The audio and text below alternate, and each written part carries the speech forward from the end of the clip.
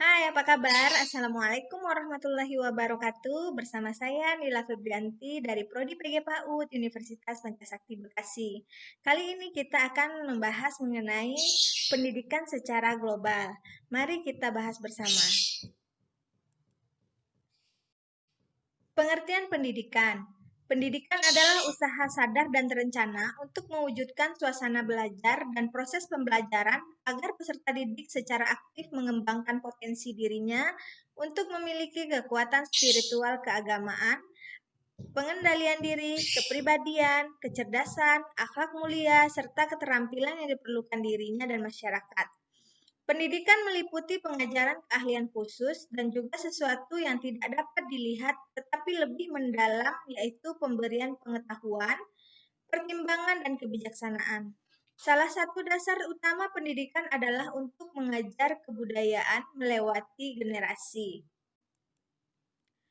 Pendidikan perspektif global atau disebut juga pendidikan global, artinya yaitu pendidikan yang membekali wawasan global untuk membekali siswa memasuki era globalisasi, sehingga siswa mampu bertindak lokal dengan dilandasi wawasan global, pendidikan yang memanfaatkan keunggulan lokal dan global dalam aspek ekonomi, seni budaya, SDM, bahasa, teknologi informasi dan komunikasi, ekologi, dan lain-lain ke dalam kurikulum sekolah yang akhirnya bermanfaat bagi pengembangan kompetensi peserta didik yang dapat dimanfaatkan untuk persaingan global.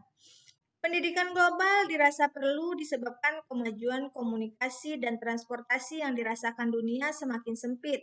Batas negara menjadi buram. Proses universalisasi melanda berbagai aspek kehidupan. Jenjang pendidikan. Jenjang pendidikan adalah tahapan pendidikan yang ditetapkan berdasarkan tingkat perkembangan peserta didik, tujuan yang akan dicapai dan kemampuan yang dikembangkan. Jenis pendidikan. Jenis pendidikan adalah kelompok yang didasarkan pada kekhususan tujuan pendidikan suatu satuan pendidikan. Pendidikan umum. Pendidikan umum merupakan pendidikan dasar dan menengah yang mengutamakan perluasan pengetahuan yang diperlukan oleh peserta didik untuk melanjutkan pendidikan ke jenjang yang lebih tinggi. Bentuknya yaitu sekolah dasar, sekolah menengah pertama atau SMP, dan sekolah menengah atas atau SMA. Ada juga yang dinamakan dengan pendidikan kejuruan. Pendidikan kejuruan merupakan pendidikan menengah yang mempersiapkan peserta didik, terutama untuk bekerja dalam bidang tertentu. Bentuk satuan pendidikannya adalah sekolah menengah kejuruan atau SMK. Jenis ini termasuk ke dalam pendidikan formal. Pendidikan akademik. Pendidikan akademik merupakan pendidikan tinggi, program sarjana, dan pasca sarjana yang diarahkan, terutama pada penguasaan disiplin ilmu pengetahuan tertentu.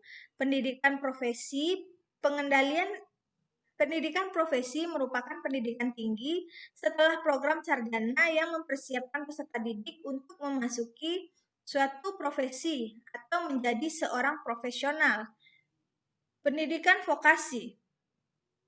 Pendidikan vokasi merupakan pendidikan tinggi yang mempersiapkan peserta didik untuk memiliki pekerjaan dengan keahlian terapan tertentu, maksudnya dengan keahlian terapan tertentu, maksimal dalam jenjang diploma 4 setara dengan program sarjana atau strata 1.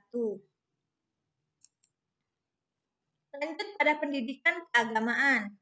Pendidikan keagamaan merupakan pendidikan dasar, menengah, dan tinggi yang mempersiapkan peserta didik untuk dapat menjalankan peranan yang menuntut penguasaan pengetahuan dan pengalaman terhadap ajaran agama atau menjadi ahli ilmu agama. Pendidikan khusus. Pendidikan khusus merupakan penyelenggaraan pendidikan untuk peserta didik yang berkelainan atau peserta didik yang memiliki kecerdasan luar biasa yang diselenggarakan secara inklusif atau bergabung dengan sekolah biasa atau berupa satuan pendidikan khusus pada tingkat pendidikan dasar dan menengah dalam bentuk sekolah luar biasa atau SLB. Filosofi pendidikan. Pendidikan biasanya berawal pada saat seorang bayi itu dilahirkan dan berlangsung seumur hidup. Pendidikan bisa saja berawal dari sebelum bayi lahir seperti yang dilakukan oleh banyak orang dengan memainkan musik dan membaca kepada bayi dalam kandungan dengan harapan ia akan bisa mengajar bayi mereka sebelum kelahiran. Anggota keluarga mempunyai peran pengajaran yang amat mendalam, seringkali lebih mendalam dari yang disadari mereka, walaupun pengajaran anggota keluarga berjalan secara tidak resmi. Selanjutnya, kualitas pendidikan. Ada dua faktor yang mempengaruhi kualitas pendidikan, khususnya di Indonesia, yaitu faktor internal, meliputi jajaran dunia pendidikan, baik itu Departemen Pendidikan Nasional, Dinas Pendidikan Daerah, dan juga sekolah yang berada di garis depan.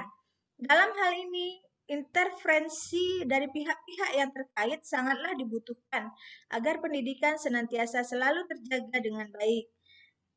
Yang kedua yaitu faktor eksternal adalah masyarakat pada umumnya yang merupakan ikon pendidikan dan merupakan tujuan dari adanya pendidikan, yaitu sebagai objek dari pendidikan. Lanjut kita pada tujuan pendidikan global. Yang pertama yaitu mengembangkan pengertian keberadaan mereka membentuk masyarakat. Yang kedua, bahwa mereka merupakan anggota masyarakat manusia. Yang ketiga, bahwa mereka adalah penghuni planet bumi dan kehidupannya tergantung pada planet bumi tersebut. Yang keempat, bahwa mereka adalah partisipan atau pelaku aktif dalam masyarakat global. Yang kelima, mendidik siswa agar mampu hidup secara bijaksana dan bertanggung jawab sebagai individu, umat manusia, penghuni planet bumi, dan sebagai anggota masyarakat global. Pendidikan global menekankan pada satu, kesadaran terhadap perspektif global, yang kedua, memahami sistem-sistem global, yang ketiga, sejarah globalisasi, dan yang keempat, saling pengertian terhadap budaya bangsa lain. Demikianlah pembahasan kita pada hari ini. Semoga bisa kita ambil hikmahnya dan manfaatnya. Dan sekian dari saya. Assalamualaikum warahmatullahi wabarakatuh.